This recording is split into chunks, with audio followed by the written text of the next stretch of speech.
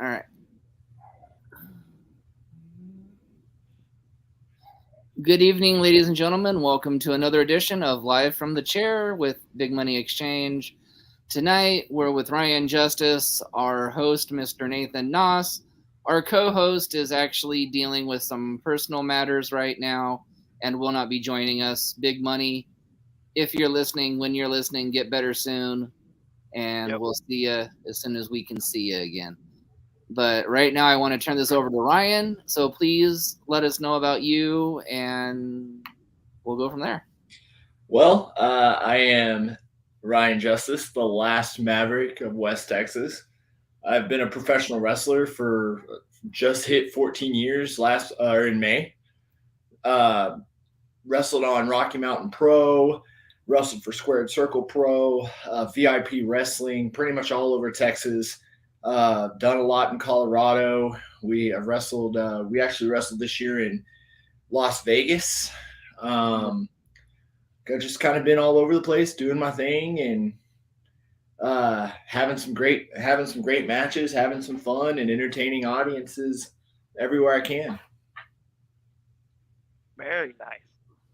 So, who were your wrestling heroes growing up? Coming up, all my wrestling heroes. Well, I mean, you can see a couple of them. I don't know how well you can see them, but guys like Eddie Guerrero, Chris Jericho, Sting, DDP. I was a big WCW fan as a kid, mainly because I wasn't really allowed to watch the WWE. I grew up during the Attitude Era and during the Monday Night Wars, so WCW was a little bit more tamer than what they were for my parents. But just me personally, I like the way that those guys wrestled. So it was the Eddie Guerreros, the Chris Jerichos, Sting, DDP, guys in that kind of realm, the real workhorse guys, Bret Hart, that really caught my eye. So those were all guys that I kind of paid a lot more attention to, rather than like your big over the top characters at the time. But those are who I really looked up to growing up. I mean, in my collection that I've got behind me, I've got a Sting, I've got Mick Foley, Jericho's, Eddie Guerrero's, the Four Horsemen too. Now that I really look back at it, were guys that I really kind of paid attention to just because they were the guys that carried the show and they told their stories. They were great on the mic, but a lot of times they told their stories in the ring. So those were the guys that really drew me to wrestling. Very nice. Okay, so we do a lot of top 5 and silly questions. So what do I want to do? Top 5 or silly? I'm all for it. Well, you are the king of top 5 questions. Okay, well, seems how you said that. I guess I will start out with a top 5. So what about your top 5 favorite tag teams of all time? Ooh, tag teams. Let's see. That's a good one because let's see. They're all going to be they're going to be kind of workman's tag teams. So probably going to have to go with number 5, the Steiners. They were just a downright absolute beat 'em up type of tag team. They could go with anybody. They could work any style. They always had. If you knew they were going to be on the card, they were always a good pairing. Let's see. After that, I would say go with Team Angle. Just again for the same reasons, and I've done shows with Shelton and Charlie, and they're just two of the most awesome guys that you can be around. Shelton is hilarious, and Charlie is he's all business, but he's very respectable, and he's he'll sit down and talk with somebody. Number 3, I'm probably going to go with the Hart Foundation. just because they were. You talk about the pinnacle of what tag teams are. Um, they reigned on top for uh, such an early part of my life, and I mean that they both went on to have uh, to make big names for themselves after they split up, and I think that's what you want in a tag team. Number two, I'm probably going to surprise people. Probably the Young Bucks. I mean, they revolutionized what not just what tag team wrestling is, but just wrestling in general. They brought they brought a new way of looking at wrestling, and they really kind of challenged what the conventional wisdom was with professional wrestling. Uh, and just because he is my favorite wrestler. I'm going to go with Los Guerreros as my personal favorite tag team, just because Eddie and Chavo um, had such a great chemistry together, and they were able to be funny. They were able to be entertaining. They were able to get in the ring and go with anybody and have a great match. They were able to make anyone look good while they also made themselves look good. They understood the importance of getting yourself over through getting somebody else over. And again, sentimental value. I was such a huge Eddie fan. Um, Growing up, he had such a big influence on me, just in terms of match psychology and just his story overall. But those are going to be my top five tag teams. It's a very good list. Mhm. Uh, who are some of your biggest rivals? So my biggest rival, uh, I guess I'll start from counting from like a 5-1 type of thing. Um, Probably right now, I'll go three, mainly a top three. Wild card Jed Bingham here in West Texas. Started off with me. A guy I've been wrestling for such a long time, and every time I wrestle him, it's a fight. I'm usually really sore the next day. He's so crazy and unpredictable, especially once he puts his mask on. You know, with his mask off, he's already a really good wrestler. He's always somebody that's going to be a challenge. But once that mask goes on, any strategy that you had, any planning that you had, that's all going to go out the window. And we've gone back and forth for such a long time. Probably number two biggest rivals. I'm gonna have to say Jake Logan. Um, we Jake started a year after me in Amarillo. He was the promoter's son. I was a guy in the crowd who came in with a loud group of individuals, and when we were fans in that crowd here in Amarillo, we traveled all the way up from Midland, which is a 3.5 hour drive. People took notice, and that carried over into the ring. And we've had some battles. Our most recent one in November got a lot of praise. But me and Jake always, I feel like, bring out the best in each other.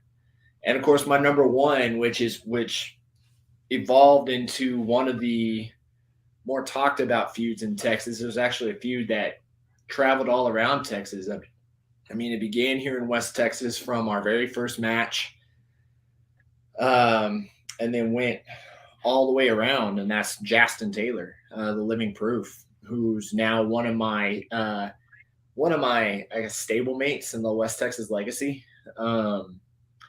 But we bring out the absolute best in each other, and every time we get in the ring, it's magic.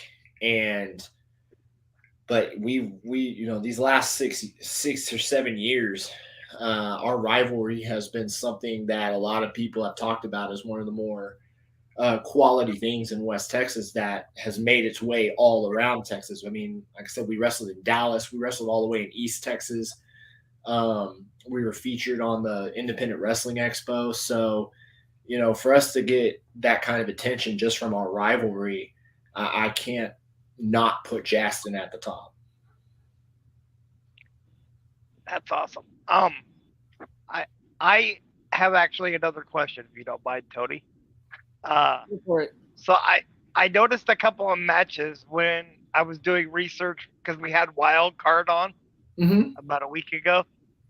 I think it's about a week ago. And I saw you in a couple of matches that I wanted to bring up. One was the triple threat that you guys had. I don't remember the third guy. I apologize for that, but it was the match where you guys had no entrance music. Yeah. Look, that was the Logan Knight match, the one with Logan Knight. You guys imploded a table. Yeah. Like, I've seen tables like break, but that table imploded. Like, there was like nothing left of that thing. No. I went back and rewatched that match yesterday, I believe, while I was doing cardio. And yeah, I can't believe how that table just exploded. I mean, that table there was just pieces everywhere. And yeah, it was thick. Yeah, and it was just nuts. And it was one of those moments where you had people sitting there in like just stunned silence, like, holy crap, what did we just see? And we're laying there just kind of trying to move around and get our bearings and stuff. Wildcard took the worst of that table. I mean, on his back, he had a huge gash going up it. But yeah, that was a heck of a match. I mean, we really gave it our all in that match. But yeah, that was. I mean, I looked at the aftermath of that, and I was like, oh God, man, that was about as much of a car crash as you could make it. And the other match was it was the Texas Championship Heavyweight Championship versus, and I might get this title wrong, the OSW Heavyweight Champ. It was like a dual championship match. Yeah, that would have been me and Justin in Marshall, Texas for League of Lions. That was one of the ones where we did the West Texas Showcase for Old School Wrestling, which is it's coming back in December. But that was a promotion me and Justin were very heavily involved with. And fortunately, the promoter, who was a really good friend of ours, he passed away in 2018. So we were just kind of keeping the memory alive with those belts. And yeah, that match surprised even me because it was just a reminder of what we can create together. And that was just a couple of weeks or a couple of months, I believe, before we wrestled at VIP Wrestling. And then we formed the West Texas Legacy. Now, what I remember from that match is, man, I love, if Chris Preston's seeing this, I love you, man, but that ring was brutal. By the end of that match, man, I'm sitting there like, I don't know how much more I have left to give. And when we got to the back and the adrenaline kicked off, I was like, okay, I know this one's going to hurt in the morning. Very nice. And then our other co-host, Big Buddy, has a question for you. He wants to know what your scariest injury was, or has been. That actually happened this year. I've been very fortunate to not have any injuries that have required any hospital time or any surgery or anything like that. But it was our last TV taping for Rocky Mountain Pro, January of this year. And I'm still kind of dealing with it a little bit. I'm about 95% of the way back. The best way I can describe it was I took a uranagi from somebody who was probably 6'5". And the only way I could describe the way I landed was I landed flatter than I wanted to. And it jarred me really bad. I didn't really feel it the next day because we had TV tapings all day the next day, and adrenaline, you got to kind of keep your adrenaline up. but I didn't really feel it until we were on our way home, and I was sleeping in the back seat of another wrestler's of Justin's car, and I was kind of stuck in one position because Wildcard had his seat down, but it held my shoulder in one position. And, I've had shoulder issues in the past, but this was a different kind of hurt. I went about a week. I was like, okay, it's just sore. It'll get better in a week. And, it won't, it'll go away. And it didn't. It got worse. I couldn't sleep on my right side. I've had elbow issues and stuff like that for a few years, but it was getting worse with my hand. I'd sleep on my right side, and just even laying on my right side, my whole hand would go numb. So, this was about 2 or 3 weeks. I won the SCP title like that. My shoulder was taped up, but I was still having major elbow and hand issues. So I got referred to somebody by a friend, and she was a rehab massage therapist who's got a contract with the hospital here. She's a huge wrestling fan. So she started poking around on my shoulders, started poking around on my pec, and she was like, yeah, I'm very concerned about this because you have some significant fraying of the muscle fibers on both of your bicep and your pec, and you are at a significant risk of tearing both of them. And yeah, and I mean that if that would have happened, it would have been, out more than a year. I think if not, it could have been career ending. I'm 33, so that I've done this for 14 years. So if that injury would have happened, and it could have happened at any point, it could have after that, it could have happened in the gym, it could have happened getting out of bed, it could have happened wrestling. So by that point, she's like, I need to work on you. And she's like, here's my next available time. And I'm like, well, hang on. I have to go wrestle in Vegas in a week. And she's like, okay, well, so she did the suction cup therapy to me, which that helped tremendously. And we KT taped it up. And she finally got me on her table, started poking around on my elbow, poking around on my shoulder some more, massaging it, getting things back into place. Turns out I also have tennis elbow, and the old wrestling injury I had dislodged the ulnar nerve connecting my elbow to my hand. And that's what was making my hand go numb. So she cupped it, massaged it, fixed it. Has been working on my shoulder. In fact, I'm about to set up another appointment with her soon. She just got back from vacation, but she became my sponsor, my own personal sponsor as the Core Essentials here in Amarillo. But she fixed me up. She probably saved my wrestling. And she's like, yeah, you got it for the next 3 or 4 months or so until you feel no pain in that shoulder. You need to wrestle with tape on it, compression sleeve on your elbow, and don't go crazy. So I go and implode a table. It's keeping her in business. There you go. Yeah, she's a really nice lady. Is it my turn finally, or are you going to hijack this interview? Well, I mean, yes, it's your turn, but I think Big Money has some more questions in the chat. Okay, well, I'll get to Big Money's questions in a minute, but I'm tired of you hijacking this interview and making it all about you. Well, I am the encyclopedia after all. But it's not all about you now. Knock it off or I'll put you in timeout. Sorry. So so Big Money wanted to know, who's the biggest star you've ever wrestled? So I've had a couple of good ones. 2016, I was part of an 8-man tag with Demolition. 2021, I was in the ring with Myron Reed, and we had a really good match, and it's a match I really want to run back. Let's see. And then I've got, in a couple weeks, 2 weeks from Saturday, I've got the one called Manders coming up at Square Circle Pro. So those are going to be the biggest guys I've been in the ring with so far. Demolition was definitely a trip to be in the ring with. I would imagine. Very cool. Okay, and then his next question is, have you ever wrestled in Southern California?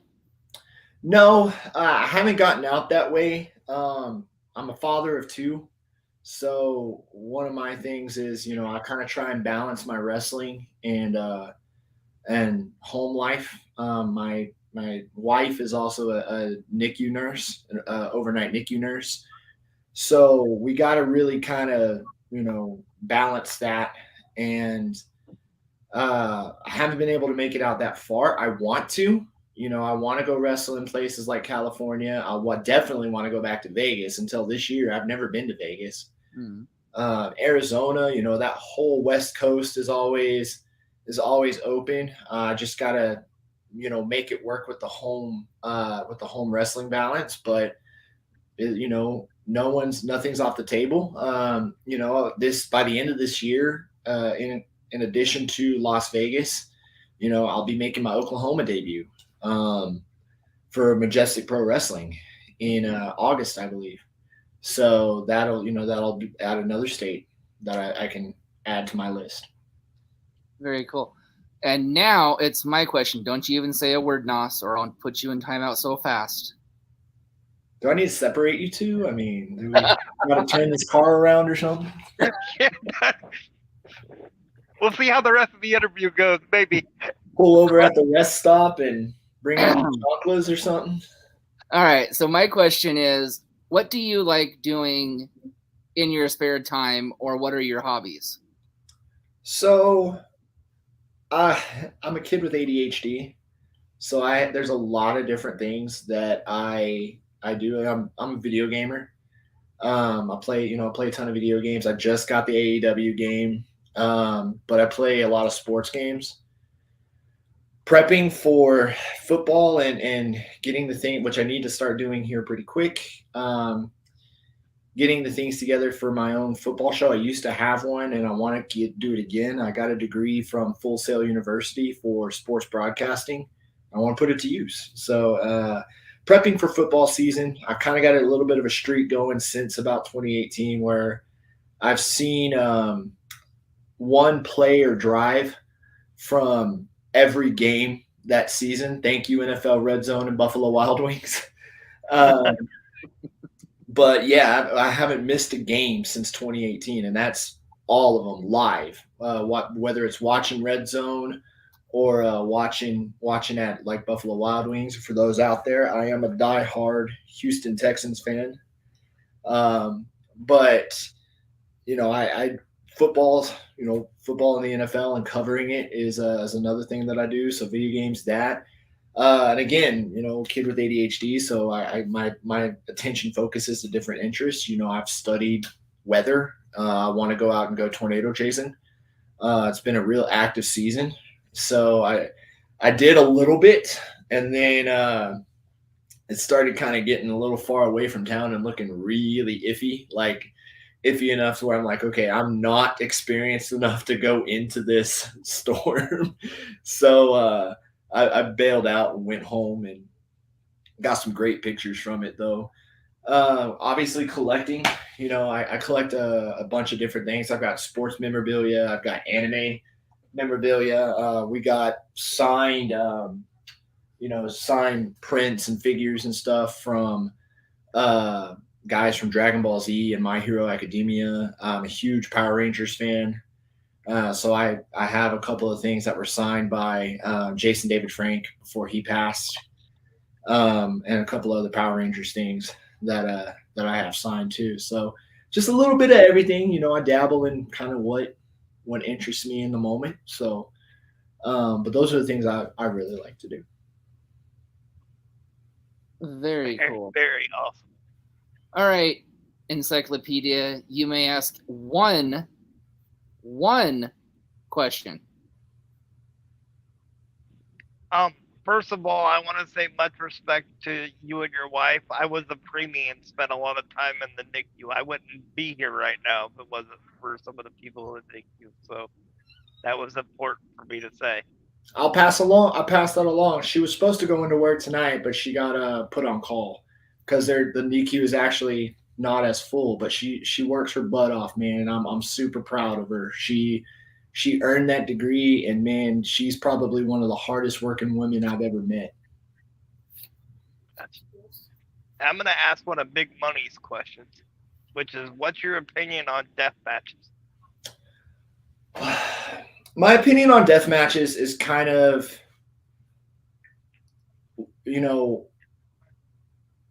it's not my cup of tea, but I'm not one of those people that's going to say it doesn't have a place in wrestling.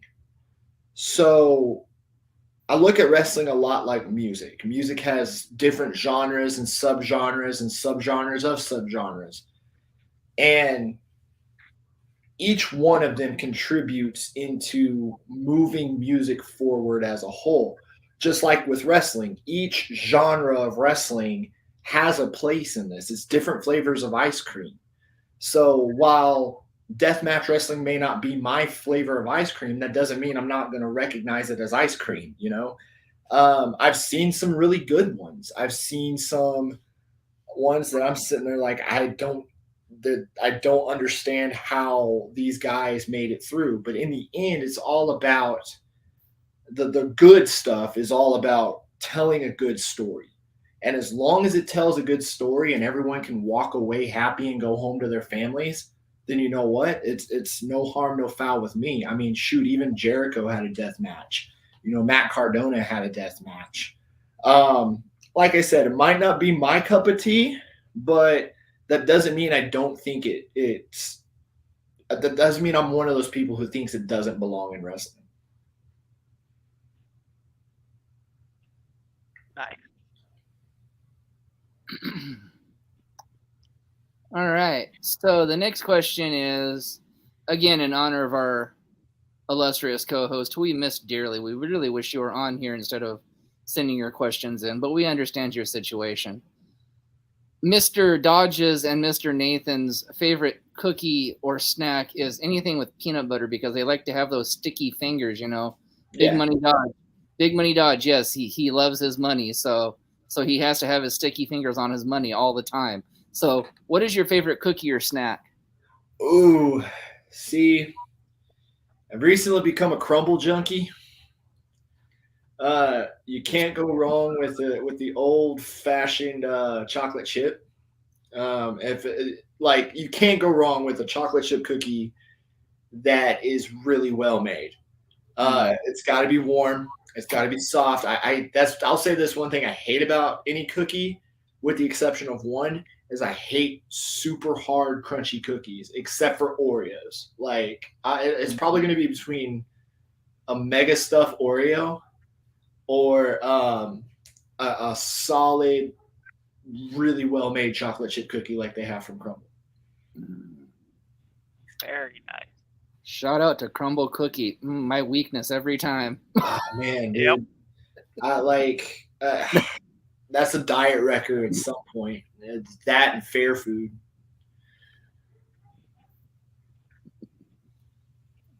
Go ahead, Nate. All right. I'm going to ask this the latest question for Big Buddy because it's a good question. Do you have any Niners memorabilia? Because he's a Niners fan. No, I don't have any Niners stuff. I have a couple of my friends who are huge Niners fans. The main sports memorabilia that I have is I've got a J.J. Watt helmet, and I've actually got the red helmet before they came out for the new ones this year. I got that as a Christmas present. And then my father-in-law gave me a Nolan Ryan ball, and I'm a huge Astros fan. So those are the two big sports things that I have. But I will say this: I appreciate the Niners giving us back D'Amico Ryans. I think that's really going to help us out. We really appreciate having him back in the Texans fold. And, some of the Niners players that came down to Houston, it has been a rough 3 years, and I'm pretty sure that it's going to save me from alcoholism. But I do have to say, I think you guys have the right quarterback this time. I do too. I was really surprised with what they did in the draft. Because I as long as they had a quarterback, I felt like they weren't going to lose the fan base. But when they made a bold move and went up and got Stroud and Anderson, my jaw dropped, and I was like, they're not looking for 2 years down the road. They're looking to get competitive this year. And that fired me up because it has been a very rough 3 years. Yes, it has. Okay, so I'm going to debut a brand new question, and it's a two-part question. Yes, Mr. Noss, even I can ask two questions. So never said you couldn't. My questions are: what are your pre-match and your post-match routine? Pre-match, depends on where I'm at. Usually involves a lot of joking around. But usually right before the match, it used to take a while when I was younger. It usually will take a while. I'll get stretched out if I'm feeling a little stiff or if I haven't had a chance to work out that day. I'll stretch out. Usually I get the hips limber and shoulder checked out and everything. And then a lot of times people will just see me pacing, my eyes closed, breathing, pumping that adrenaline up before I hit that curtain. Post match, it's usually drying off. Sweat a lot when you're out there in the ring, especially down here in Texas where it's blistering hot right now. I am not a summer person at all. But usually it sit down, make sure everyone's okay, make sure no one's hurt, thank my opponent, and then grab some water, grab a beer to calm down, and then enjoy the show. Or if I'm the last match on the show, make sure everything's good with my merch or production or whatever other job that I have backstage. Then go. So if you could sign with one of the four major promotions, AEW, WWE, Impact, or New Japan, which one would it be, and who would be your first opponent? Let's see. So if it were me, I'd really want to be signed by AEW. There's a lot of people that there's some people that I've been on shows with there. I've done shows with Keith Lee way back in the day. I got to sit under that learning tree with him and Sermo for a night, listening to those two talk after a show in Dallas. But I did show. There's guys like Ricky Starks who I've been on shows with. He probably didn't remember me because it was way back when. But I did extra work with WWE with Ricky, and we did a couple shows. We did I think a big battle royal for VIP. So AEW, just because I feel like they give a lot of the independent guys a chance, or a chance to learn, even if they're just enhancement guys. You can learn a lot just by being an enhancement guy, because what a lot of people fail to realize is your local independent show that's just there for the kid, for the audience, or even just a house show. It's a whole lot different than being in front of that camera. So I think AEW, obviously that one will be the one for me. And then probably Impact. I just feel like the main reason those two are my top two ones is scheduling. It's not going to be something where I'm on the road so many days a week, and I can be home for my kids. I can be home for my wife. I can be home and take care of the things that I need to take care of, and just kind of keep that work home balance as needed. And you don't feel like I feel like with that, you're just not going to be run through the grinder. New Japan is obviously a dream of mine. I would love just to go to Japan in general is a dream of mine. That would obviously take a lot more planning from me, just with my life situation. But that, as far as like realistic ones, I would love to go to AEW or Impact. But New Japan is definitely on that list. All right, Tony, you're up.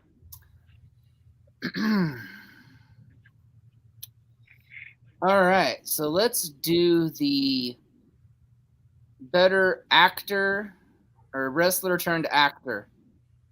Alrighty. In your opinion, who is it? Well, I don't see how it couldn't be The Rock because he's done it longer.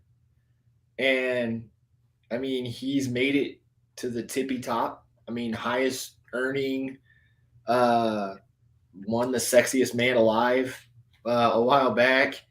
I think the only real thing he has not done is win an Oscar.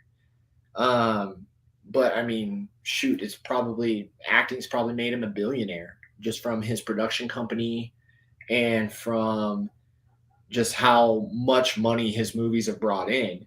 But Cena and Batista are kind of on their way up. Batista's no slouch himself. Guardians of the Galaxy, James Bond, and all the Knock at the Cabin movie that came out. All those high profile movies that he's in, and Cena's kind of coming on his way up too with more and more TV appearances and things like that. But right now I don't see how any wrestler turned actor is doing better than The Rock. Got ya. So I'm going to ask some questions for Big Money. First of all, he said, I see him in Impact, much respect, or in AEW, much respect. And then he came up with 2 matches, one for AEW and one for Impact for you. All right. One was you versus Kenny Omega. I would love that match. And in Impact, it was you versus Willie Mack. Willie Mack? Yeah. That would be fun. Those would be some fun matches. Obviously, I would need to, if it's Omega, that's the tippy top of the mountain. He's proven he can have a great match with anybody. But for me personally, the challenge, I would need to up my training and up my workouts tenfold to even sniff the air he's in. But I would absolutely love that match. I think that would be, even just to get 5 minutes in there with Kenny Omega, would be a dream for me. He's been one of my favorite guys to watch, probably since about 2016, 2017. He's been one of my favorite guys to watch. I loved the matches he had with Okada. Him and Tanahashi had some great matches. The match with him and Jericho in New Japan was really well done. His G1 performances, second to none in a lot of instances. So, but Kenny's on a bucket list for me. Willie Mack, I've seen a little bit of his stuff. There's just so much content out there. I really can only watch one show. I'll catch matches occasionally if someone's like, "Hey, you need to watch this," or "This match was really good." I'll go out of my way to watch a match. But I've heard a lot about Willie Mack, and anyone that's on TV right now, I feel like I just want a piece of that pie. I just want a piece of that experience, and to get in there with somebody who is wrestling at what I feel is a higher level than me right now. Because the more often I get to do that, the more often I know I can close the gap between me and the ceiling that's going to break me through to the floor to the next level. Very nice. Okay. Big Money says you'd also like to see you versus Mikey O'Shea. I haven't seen a lot. I haven't seen much of his stuff, but I mean, shoot, I'm down to wrestle anybody. Let's go. Okay, but the next question we're going to ask is your top 5 female wrestlers of all time. Ooh, female. Let's see. I'm going to go with Medusa's number 5, just because what she did to lay the foundation for people. Medusa is number 5. Then I would probably go with Trish Stratus to kind of, that kind of carried that over.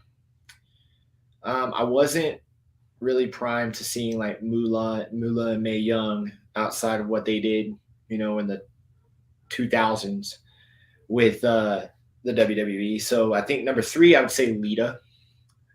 And I haven't really watched a whole bunch of Joshi stuff, so mine's going to be like American WWE stuff. But probably number 2, I'm going to go with Charlotte Flair. Number 1, I'm probably going to go with Sasha Banks or Mercedes Moné. Very good list. I'm going to do another hard one. If you could book a WrestleMania card, so let's say 6 matches, what would it be? Oh, man. Really putting this to the test. And this is, I can't reveal too much information, but this is a pretty relevant question. Let's see. We'll start with the opener. Because I'm not gonna lie. I know what's going on in the current WWE, but I'm not really like week by week. Oh, sorry, I didn't say that. You could do any generation. Any generation? Okay. I think I can't put these in any order except for the main. The main would probably be Rock versus Roman. Then I would do Austin versus Punk. Bret Hart, Kurt Angle.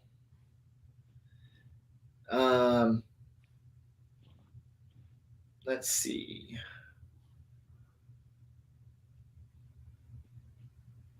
Man, this one's a tough one. I got 3 more matches, huh? So I would go with the British Bulldogs against, I'll say the Dudleys. The British Bulldog against the Dudleys. Edge and Shawn Michaels. I think I got one more match. Let's see. Cena versus Hogan.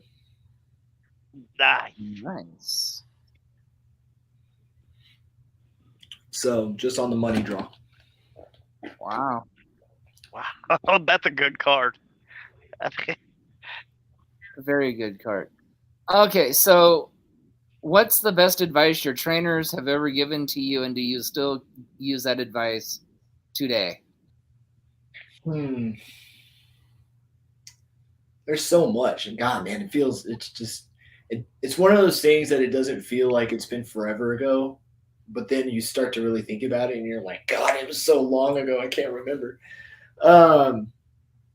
I think one of the best pieces of advice that I've heard, and it's a little harsh, but it's proven really, really valuable. You have to remember this is a business.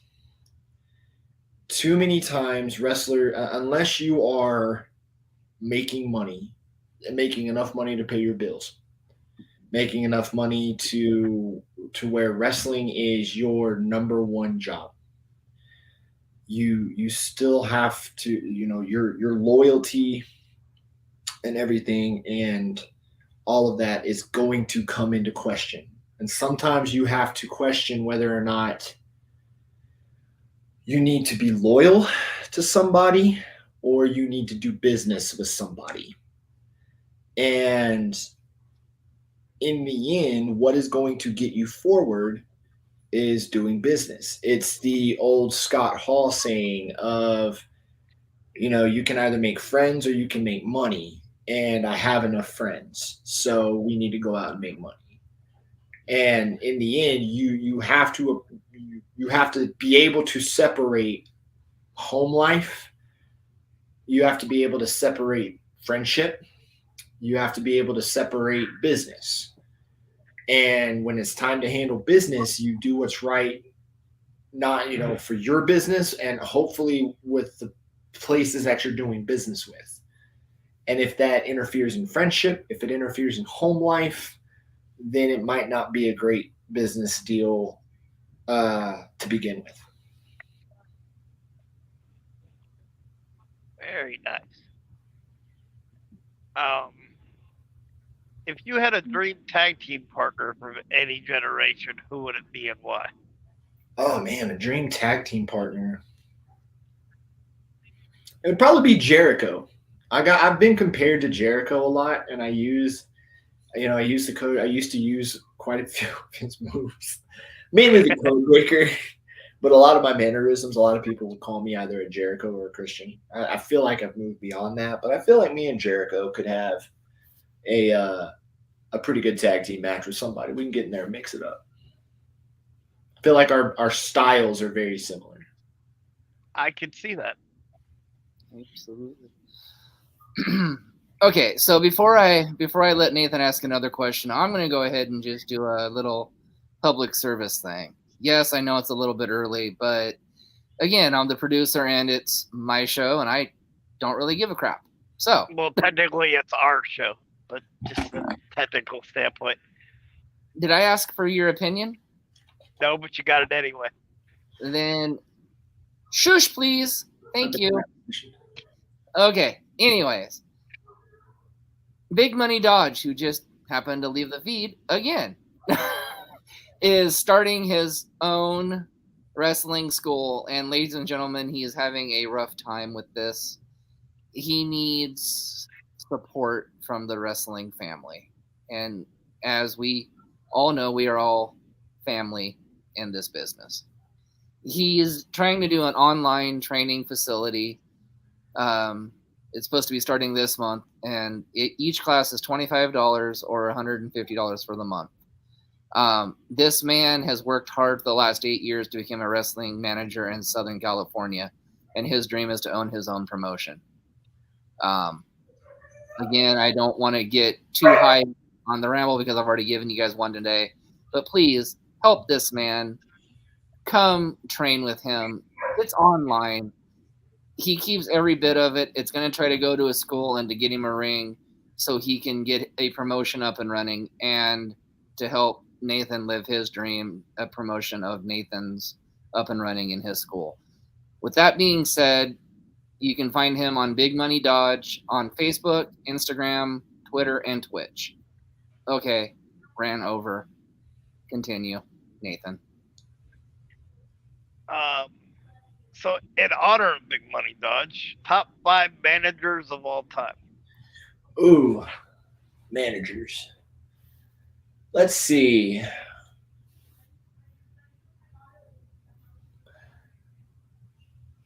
I'm going to come in with Sherry at 5.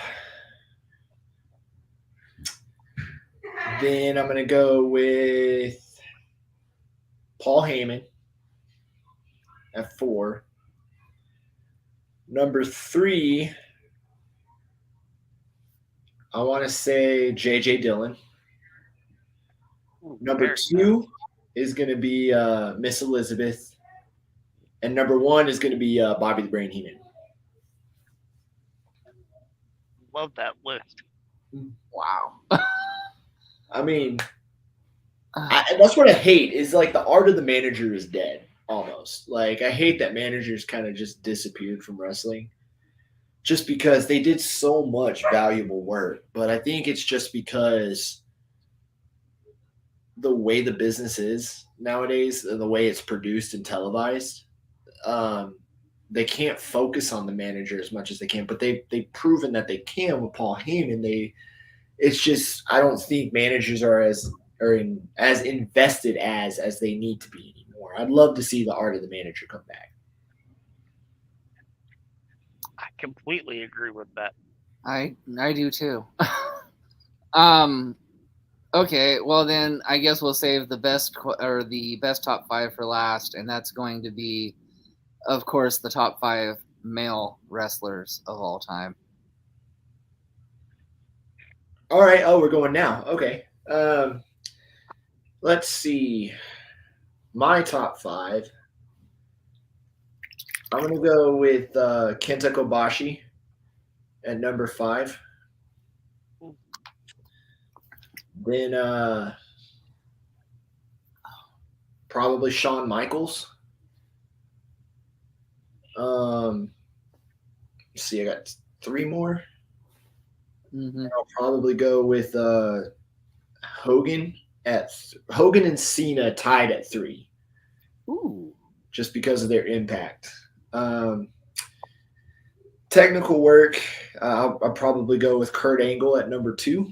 And then, of course, as my personal preference, Eddie Guerrero. You know, the way he told stories, the way he was able to portray a character, the way that he was able to just connect with an audience, just draw in an audience, and personally bring them into the story and into the moment with them is it's not seen very often. Very nice. So my next question is, what are your future goals in wrestling? Well, obviously, I want to at least have one match for a promotion like AEW or Impact.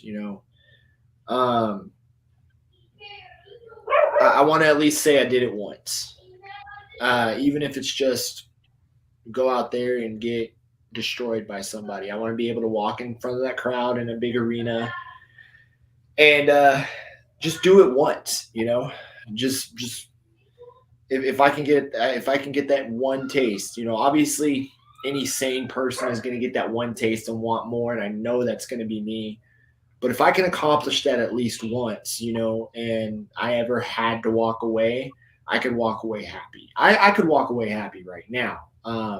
I've got a lifetime's worth of memories and accomplishments and stories that I could tell, not just from in the ring, but from backstage. But I'm a person that's very goal oriented, and if I don't have my mind set on something to work towards, I kind of unravel.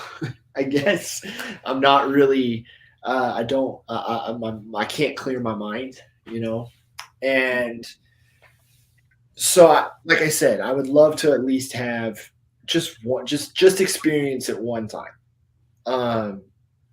But if I can keep going after that and get more and get more and get more, obviously I'm not going to stop until it's my time to stop, or I don't feel like I'm getting out of this what I've gotten out of it since the beginning. But that's ultimately one of my goals is to at least get there once, just so I can know. Very Okay, so where can we find you on social media? On social media, so Twitter at Justice8908. Same on my Instagram. Facebook, you can follow my Facebook page at facebook.com/official Ryan Justice. I have a pro wrestling tees store. Same ending, prowrestlingtees.com/official Ryan Justice. And then I've got a YouTube. Just look up Ryan Justice on YouTube or Ryan Justice Wrestling, and you'll get a link to all of my matches. I try to keep it updated pretty regularly. And once I get everything together for my football show, that's probably where it's going to be streamed first. I do have a Twitch, but I'm waiting to get that set up until I get the football show going, so I can kind of be on multiple platforms and reach as many people as I can. But that's where you can find me right now on social media. Very nice. Anything? As he said before, one of the things we're working towards is starting our own promotion called Inclusion Pro Wrestling, and that'll take place in Pullman, Washington. And I would love to have you come up if you're available when we do our first show. Okay. And wrestle for us. The first show will be a benefit show for the Special Olympics. Okay. so I can keep you updated when we get close. More of the details and stuff. Yeah, keep me updated. We'll work out what it needs to take to get up there, but I would love to add Washington to my list. Sounds good. That would be really fun. I hope it works out for you guys. Do y'all mind if I talk about some upcoming shows or? Go for it. Go ahead. Okay, so yeah, my next show is going to be July 22nd, Lubbock, Texas, Jake's Back Room. I'll be wrestling the one called Manders in the main event. You can watch the show live on heckyeahradio.com. The pre-show starts at 5:30 and will be streamed on the Heck Yeah Radio Facebook page, so watch out for that. But then it'll move to heckyeahradio.com where you can watch the main show. After that, I've got Bomb City Bar Fights here in Amarillo, Texas on the 28th. And then I will be in Lubbock or in Oklahoma for Majestic Pro Wrestling. I'll be doing a show that actually has Sid Vicious and JTG on that show as well. And then after that, I believe we will be doing the Midland County Fair to kind of get everyone ready for the return of OSW in December. That is the weekend of August 26th and 27th. So busy couple of months coming up. Very nice. That Manders one's got me really interested. Yeah, I watch him a lot at MLW. So yeah, he's one of the guys. He challenged me after my last match. I wrestled Tino Valentino. I just rewatched that match today from the last Squared Circle Pro show. And then Manders is next level competition. So the last time I stepped in the ring with somebody from MLW didn't necessarily go my way, but that was 2 years ago, and I've grown and I've gotten better, trained my body, gotten stronger, overcome a little adversity with the injury. But this time around, I think I'm ready for that next level of competition, and I know Manders is going to bring it, and I'm just going to have to bring a bigger fight.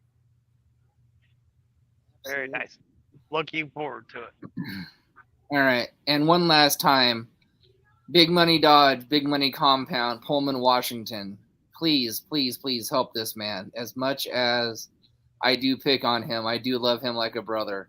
And I want to see nothing but success for him and for Nathan and for all of our guests, of course. But it's $25 a session, $150 a month. Big Money Compound on Facebook, Big Money Dodge on Facebook, Big Money Compound on Instagram, Big Money Dodge on Instagram. Please, help this man live his dream. He's got a great wrestling line. He'd be a great promoter. He'd be a great booker. He just needs a chance.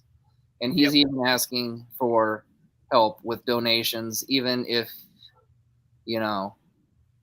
so any little bit helps. But okay, enough of the soapbox, enough of that. Just please help the man. I want to see him live his dream. Go ahead, Nathan. I see you twitching up there. You want to say something? Go ahead. Well, one last thing about the compound. His first trainer is going to be a 20-year veteran from Southern California, which is SoCal Creepy. You forgot the lead into that there, Mr. Noss. He's a 20-year veteran who has faced and defeated WWE Hall of Famer, yes, ladies and gentlemen, Hall of Famer Rey Mysterio Jr. If you're going to steal my punchlines, do them right. That's why I'm not good at them yet. I'm used to you doing that one. And then our other two sponsors are the CARE program, which stands for Community Action Reaching Everybody. And to get a hold of the lady that's in charge of that, you can get a hold of Becky Bernhardt on Facebook and Bruce Nichols Painting for all your painting, pressure washing, and lead removal needs. And you can find him on Angie's. All right. So for our guest, Ryan Justice, for the host, Nathan Noss, Big Money, hey, we know you're under the weather. Get better, brother. We love you. We miss you. I'm Anthony Wagner, and this concludes another episode of Live from the Chair with Big Money Exchange. See you guys tomorrow night. Thank you very much.